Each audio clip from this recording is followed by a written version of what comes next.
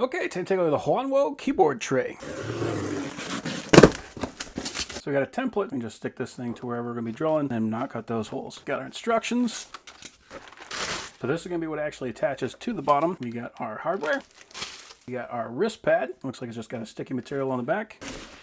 And we got the tray. So it looks like this mechanism just kind of pulls down and then it'll slide forward. And you can hold that in place just by locking this knob down. And there's a magnet on the back which will attract to this plate to hold it in place. And then on the front, there is the same thing here and right there. And then this plate will just bolt onto these 4 holes right here. So there's 2 types of screws here. One is a little bit longer than the other one. So I'm going to use D with the longer ones. The reason I'm going to be doing that is because this is actually a little bit shorter than the shelf I'm going to be putting it on.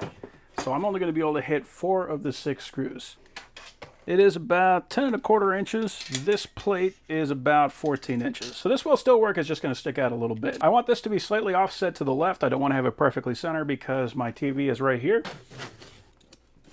So I got where the tray is, and this is the center. So I want it kind of lined up right about there.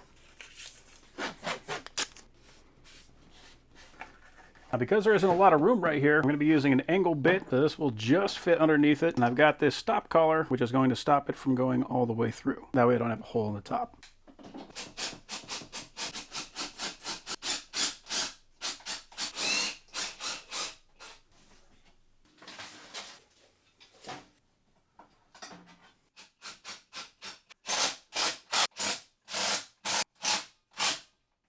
Okay.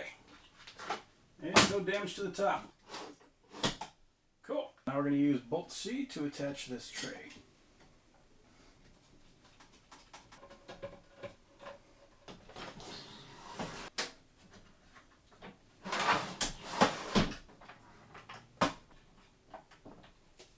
Cool.